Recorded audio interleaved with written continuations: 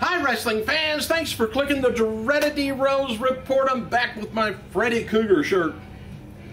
Hey, let's start off with happy birthday to Jobber, WWF Jobber, Rusty Brooks. Remember him? 54 years old. And on this day in 1992, the wrestling world lost former WCW, NWA, WWF competitor Mad Dog Buzz Sawyer at the age of only 32 years old.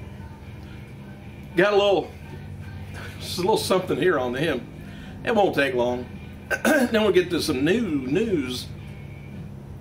Buzz Sawyer started his wrestling career in Georgia Championship Wrestling, the Jim Crockett promotions, in the late 70s.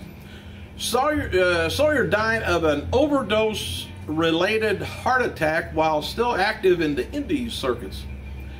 Now here's interestingly, a young wannabe wrestler named Mark Calloway approached Sawyer asking Sawyer to train him to become a professional wrestler. After Calloway paid Sawyer, he taught the young man on how to start a match and then skipped town the next day. And of course, Mark Calloway went on to be The Undertaker. Alright, hey, WWE Hall of Famer, my good buddy, friend of mine, Bobby the Brain Heenan, he's going to be making a rare public appearance this Saturday at Frank & Sons Collectibles in City of Industry, California. Other talent is scheduled to be there. There's going to be Roddy Piper, Jake the Snake Roberts, Angelina Love, Missy Hyatt, Tatanka, Cowboy Bob Orton, Deborah McMichaels, doesn't make very many appearances. One Man Gang doesn't make very many appearances either, and Paul Orndorff. You could look online for it. I'd like to go to that.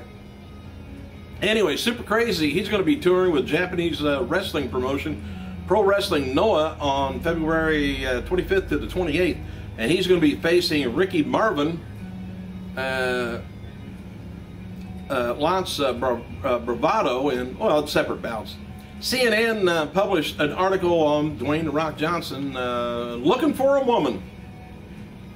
I thought he was married. I forgot it. I guess he got a divorce, I guess, unless she don't know something that he does.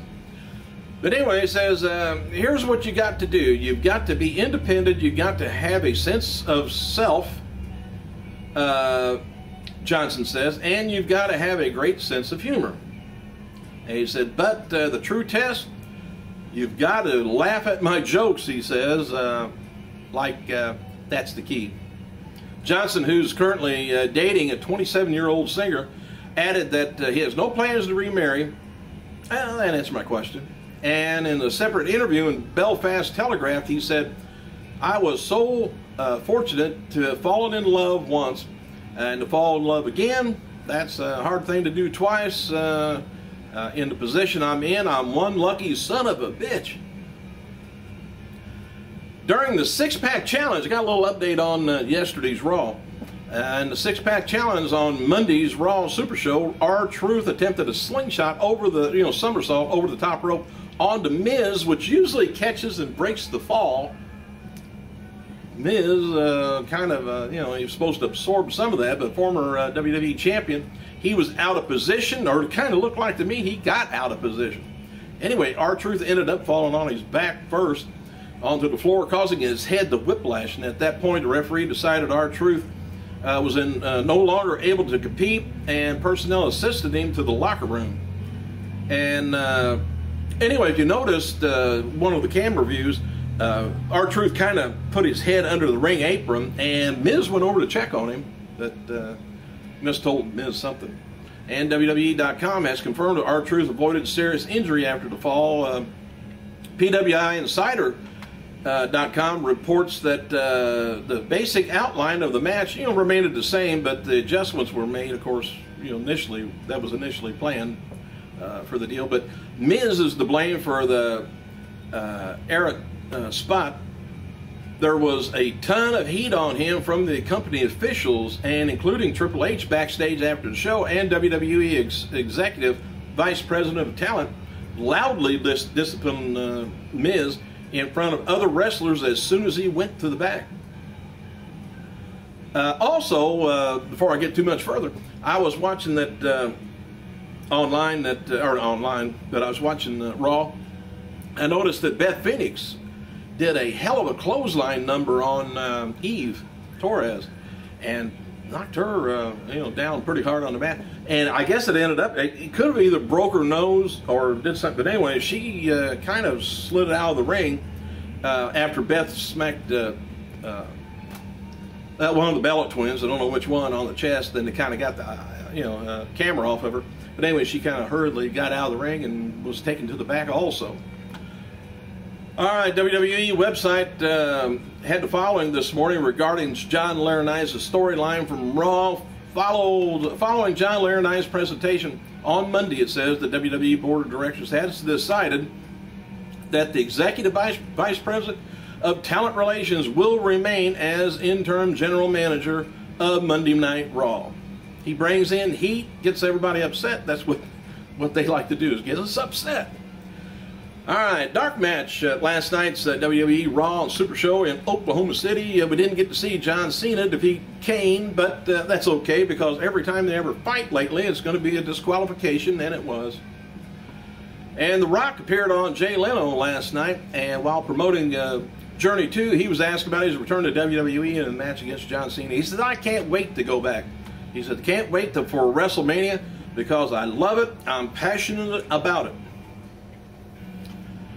And he's really passionate about making money, making movies too.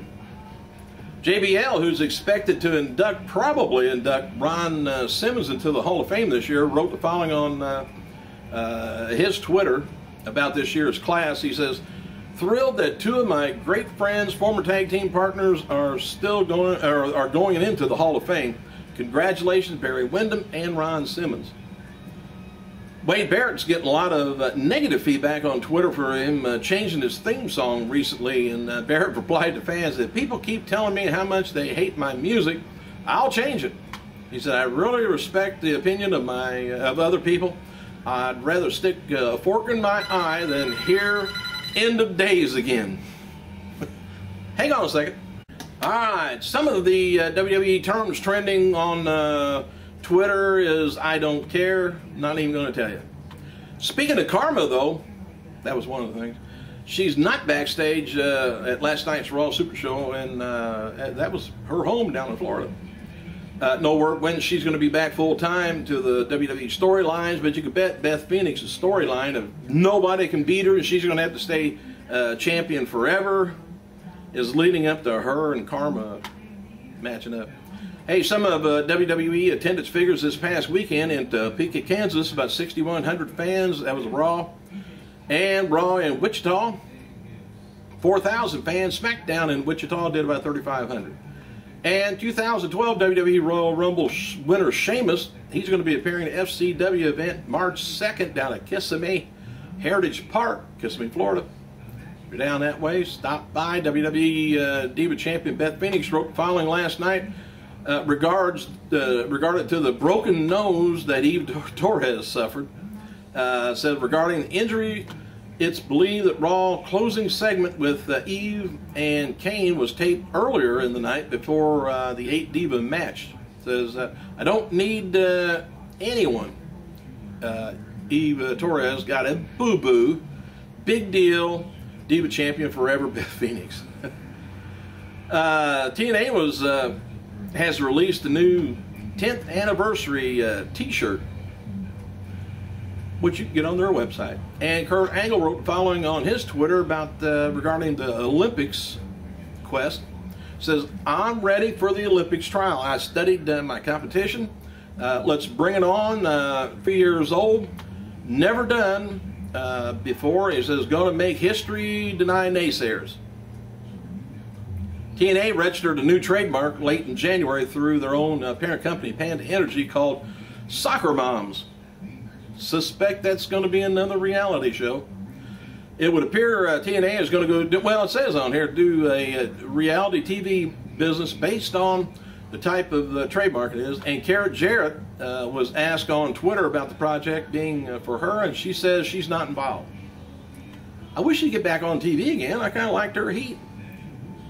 And easy on the eyes. Oh, very easy. Anyway, WWE will tape this week's SmackDown and week number 49 of NXT tonight from Tulsa, Oklahoma. And confirmed for the SmackDown is going to be Daniel Bryan taking on Randy Orton in a non-title match, and advertised locally as Bryant versus Big Show and Orton versus Wade Barrett. And CM Punk versus Ziggler and Miz versus Truth, is special appearance by Chris Jericho, and Kane versus John Cena in a last man standing match is being advertised for Raw live event March 18th. New York City, and Raw live event looks like February 24th in Los Angeles. Despite not appearing live on last night's Super Show, John Cena was in the house and he wrestled a dark match against Kane, which I told you earlier. And Cena had more words for The Rock after Raw. He says, just finished the advertised main event in Oklahoma City. Said, sorry about didn't make Raw, but sometimes you just got to be there. Dwayne, you know that I'm actually sorry. Says, wrong guy. See you soon, movie star. I just hate that abbreviated crap. Anyway, WWE Raw brand is heading to Abu Dhabi for a tour today. And WWE confirmed via local entertainment, or rather advertisement last night during Raw, that The Undertaker will return to Raw February 20th show from Minneapolis, Minnesota, night after Elimination Chamber. You know, it's only right for Undertaker be wearing a wig when his brother does the same thing, Kane. I would suspect Kane's mask will come off one day and his hair, like before. Undertaker, when his hat comes off, probably his wig will come off with it. I don't know. I think that's just odd. Jim Ross, he was backstage last night at the Raw Super Show in Oklahoma City and noted on Twitter that he was working with Jerry Lawler on a new project. Said enjoyed visiting friends today on Raw, and he talked on Twitter about that. And happy birthday, well, I told you about that. So since I'm about ready to repeat myself, except for one thing, thanks for clicking. I gotta go.